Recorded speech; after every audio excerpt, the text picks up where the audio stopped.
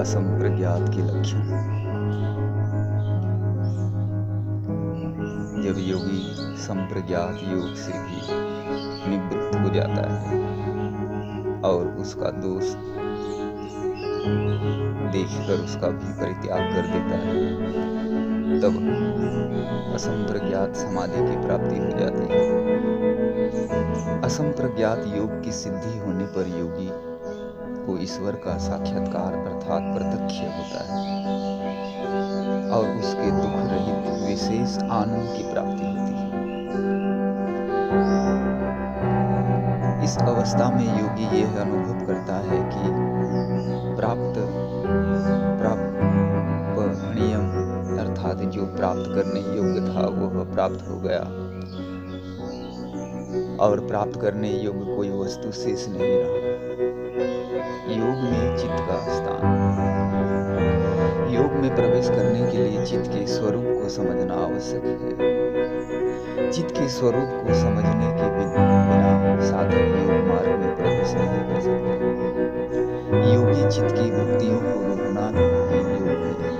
चित्त एक जड़ वस्तु है क्योंकि वह जड़ वस्तु अचेतन अहंकार से बना है। जो जड़ उपादान होने के कारण चित्त भी जड़ ज्ञान रहित है। जैसे जड़ वस्तु आटे से बनी हुई रोटी जड़ है, चेतन न होने से चित्त स्वयं नहीं चलता, अपितु जीवात्मा की प्रेरणा से चलता है।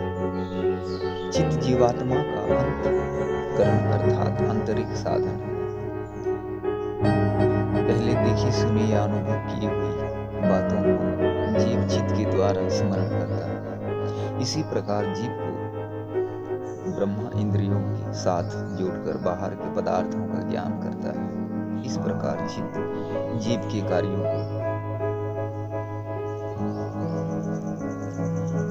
संपादन करने में साधन है। जीव चेतन होने से स्वतंत्र है। चित्त जड़ होने से जीव के अधीन परतंत्र है। जैसे कार चालक चेतन होने से कार चलाने में स्वतंत्र है और कार जड़ होने से जीव के अधीन या परतंत्र है। इस प्रकार योगाभ्यासी चित्त को जड़ समझकर ही योग एवं सांसारिक कार्यों को सिद्ध करे। जो व्यक्ति चित्त को चेतन मानकर कार्य करता है वह व्यक्ति कभी भी मन को वश में नहीं कर सकता और योग में सफल नहीं हो सकता। चित्त की 5 अवस्थाएं। चित्त की निम्न 5 अवस्थाओं को समझकर उनको रोकने से ही योग की सिद्धि होती है। ये अवस्थाएं चित्त में तीव्र गति से आती जाती रहती है। अपने ज्ञान और परिश्रम से साधक नीचे की अवस्था को छोड़कर ऊंची अवस्था को प्राप्त कर सकता है। क्षिप्त अवस्था।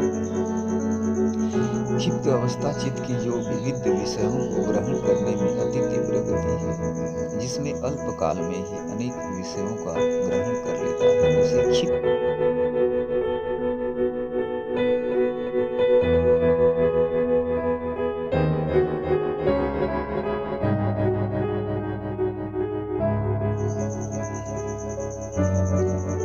मूढ़ावस्था, मूर्छित अवस्था, निद्रावस्था आदि जब व्यक्ति को किसी भी विषय का कुछ भी ज्ञान नहीं रहता या बहुत कम ज्ञान रहता है उसे मूढ़ावस्था कहते हैं। विक्षिप्त अवस्था जब साधक ओम के जप अथवा किसी अन्य वेद मंत्रों के माध्यम से ईश्वर की प्रार्थना उपासना करता है तब किसी बाहर या अंदर के कारण मन की एकाग्रता भंग हो जाती है। इसी को विक्षिप्त अवस्था कहते हैं।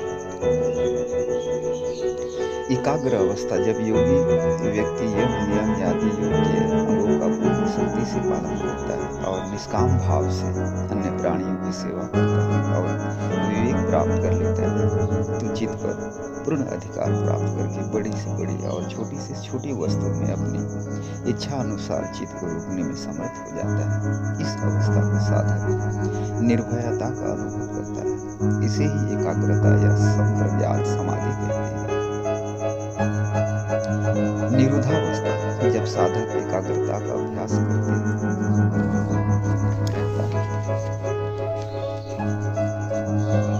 परमात्मा का अनुभव करने लगता है तब साधक को एकाग्रता में भी दोष दिखने लगता है, तब साधक उस एकाग्रता अवस्था को छोड़कर ईश्वर के स्वरूप में मग्न हो जाता है। तब ईश्वर का साक्षात्कार होता है और नित्यानंद की प्राप्ति होती है।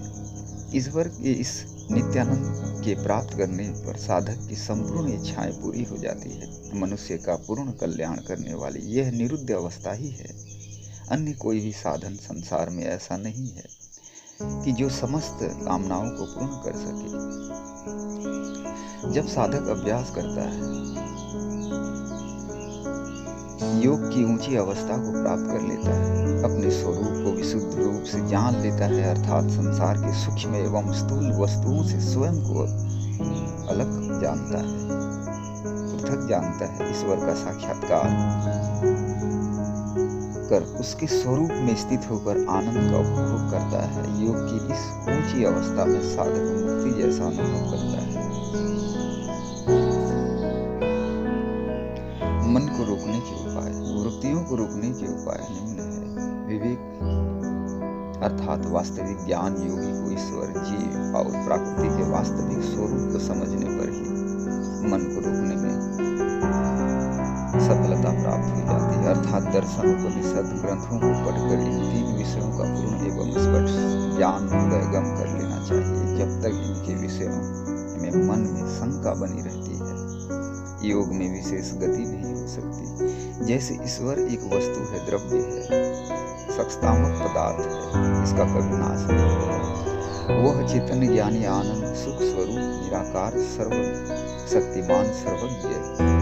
संसार को उत्पन्न करने, चलाने और प्रलय करने तथा जीवों को कर्म फल देने में किसी की सहायता नहीं लेता है। इसी प्रकार जीव भी भूमि, जल आदि की तरह एक द्रव्य है। यह भी अविनाशी चेतन ज्ञानवान वस्तु है, अनादि है। यह देशी एवं अल्पज्ञ है, कर्म करने में स्वतंत्र एवं फल पाने में ईश्वर के अधीन है।